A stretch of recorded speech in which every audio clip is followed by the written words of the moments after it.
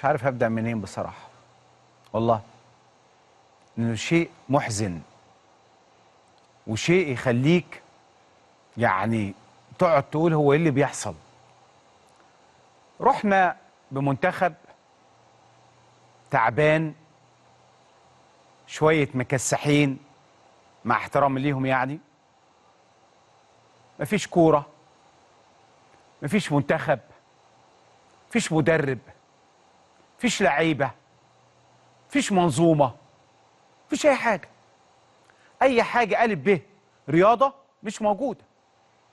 3 ماتشات، أنا أول ماتش الكويت قلت الفريق ده لازم يرجع النهاردة ما يكملش، وأنا بتفرج على الماتش. يوم الإمارات نفس الحكاية.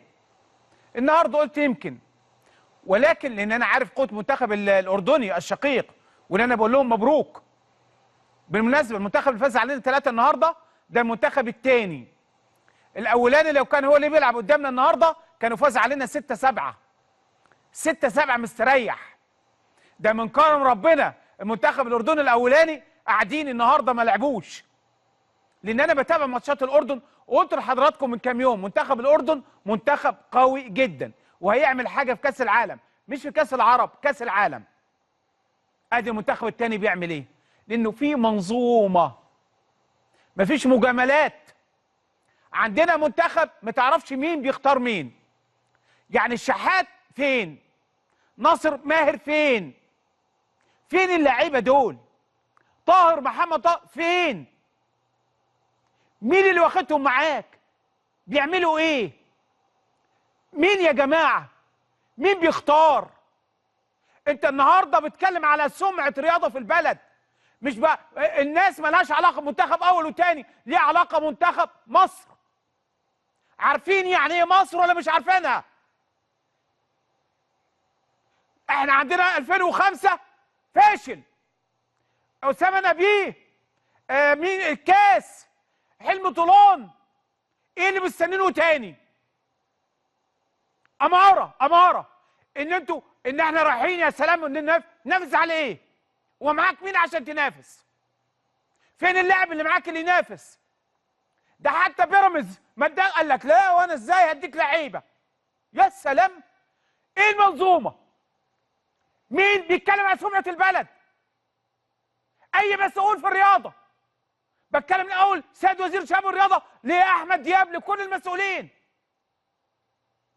سمعه مصر. ما حدش يقول لي ماتشات وديه، ما كنتش تروح من الاول.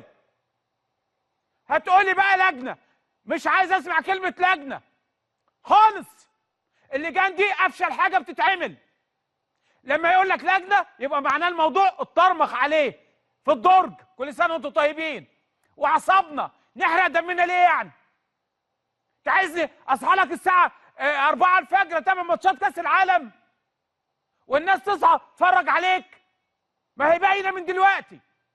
ليه ما قعدتوش مع بعض ونعمل منتخب محترم يروح الدوحه من الاول والتاني والشباب ناخد منهم مجموعه؟ ايه المشكله ما نشكل منتخب كل واحد خد الحته بتاعته وطار بيها؟ ولا في الاخر سمعه بلد مين بيدافع عنها في اي مجال؟ جماهير رايحه، الاف رايحين يشجعوا بيعيطوا واحنا هنا بنعيط وحزن. انا ما شفتش كوره من بعد حسن شحاته، ربنا يديله الصحه يا رب. يعني من 2010 لحد دلوقتي ما فيش كوره، ما فيش منتخبات. كان اخر منتخب عندنا مع الكابتن حسن شحاته، اللاعب البرازيل واللاعب ايطاليا. بعد كده كل سنه وانت طيب. عندنا صلاح بس، ربنا يكرمه ويا رب كده يكرمه ويحميه. مرموش ربنا يكرمه ويحميه، ومش هنشجع ليفربول، هنشجع السيتي عشان مرموش. ومصطفى محمد. مين تاني عندنا؟